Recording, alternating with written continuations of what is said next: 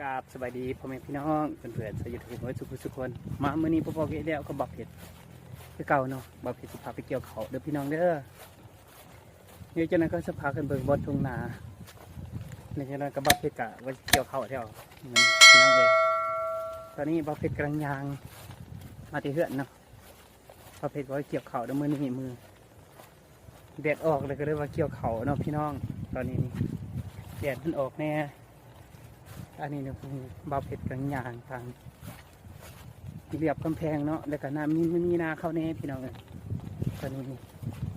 บ่าวเผ็ดก็เลยย่างเข้าไปลองไปตรงนาเดียวพากันไปเบิ่งอยู่นากันเด้อพี่น้องนี่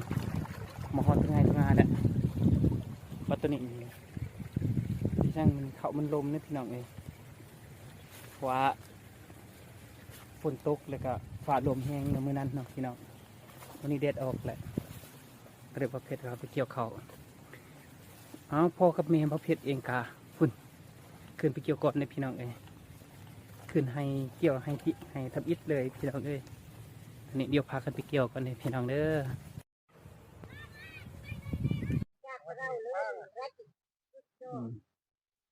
มาตอนนี้กำลังว่าเกี่ยวเขาเกี่ยวน้ำเลยพี่น้องเด้อลงมาเกี่ยวเขาเลยบัดนี้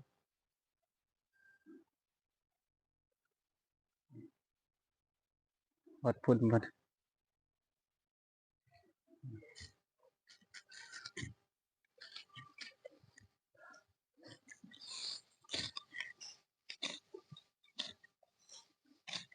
มดหนูกินมาเลยแทนก่อนให้ตัวนั่นแหละ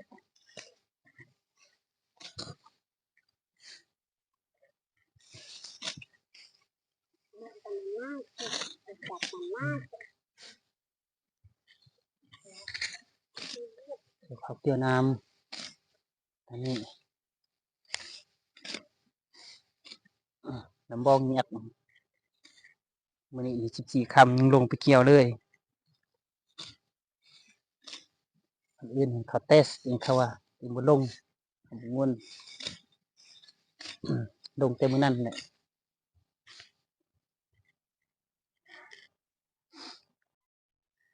ตอนนี้กำลังเกี่ยวเขาเลยพี่น้อง11 โมงปลายเกี่ยว3 คนพอกันแม่นะพี่น้องตอนนี้บ่เพจว่ากำลังสีไปเอาเด็กน้อยไปโรงเรียนก่อนเกี่ยวแล้วตอนนี้พี่น้องกำลังเริ่มลงไปเกี่ยวเขาเลย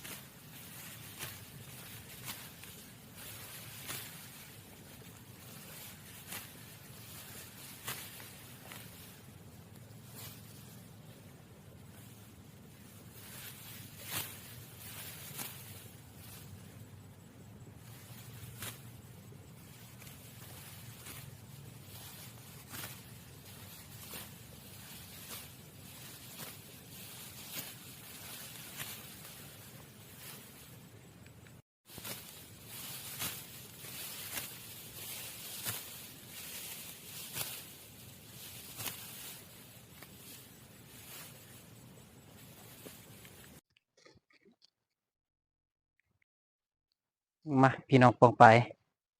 สกุสุคนบ่เผ็ดมาเกี่ยวเขาวเกี่ยวน้ำเนบนี่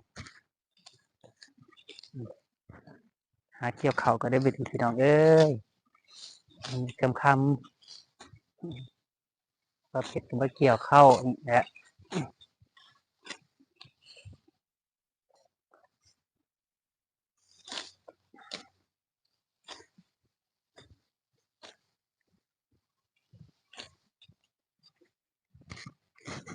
เขาวนี่เมิดมีแต่หนูพี่น้องเอ้ย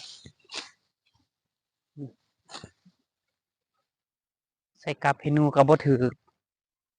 หนูก็พอจังไห้ขนาดเลยมือก็ได้เนาะ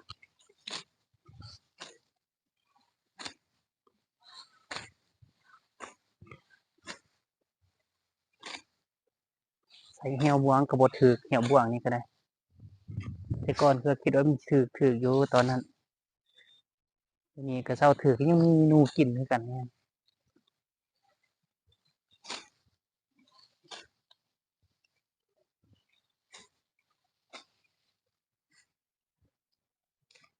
แหวบวงนี่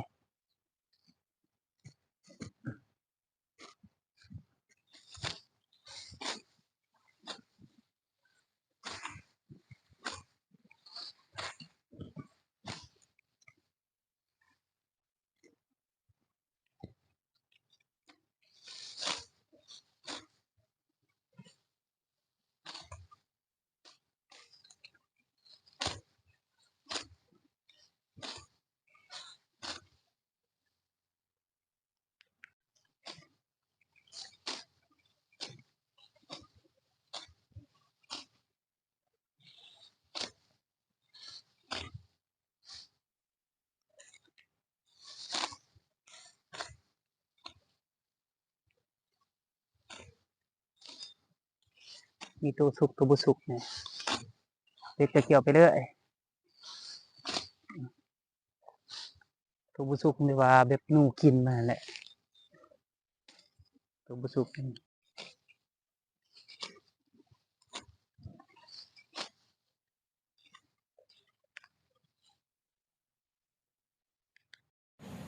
พี่น้องป้องไปบ่สุกุสุคนเป็นจะได้สุกที่บ่เผ็ดเห็ดมาผัดมาทำยำเกี่ยวข้าวเกี่ยวน้ำพี่น้องเองตอนนี้บ่เผ็ดเองก็ยังอยู่ทุ่งไร่ทุ่งนานี่แหละกำลังเลิกเวียกเลิกงานเกี่ยวข้าวแล้วตัวที่เกี่ยวแล้วกันแล้วตัวทันได้เกี่ยวกันยังพี่น้องแต่ว่ายังลายอยู่แต่หาการลุกเกี่ยวเนาะพี่น้องเองเนาะเอาพี่น้องพ้องไฟสุขุสุขคนคลิปนี้จบเพียงเท่านี้แล้วพี่น้องเด้ออย่าลืมฝากกดไลค์กดแชร์บ่เพจในเด้อเพื่อกำลังใจเฮ็ดคลิปต่อไปพี่น้องเอ้ยเอามือคำแล้วพี่น้องเอ้ยขอโจกไว้ก่อนจะนี้ที่พอกันคลิปต่อไปลาก่อนคลิปนี้บ๊ายบาย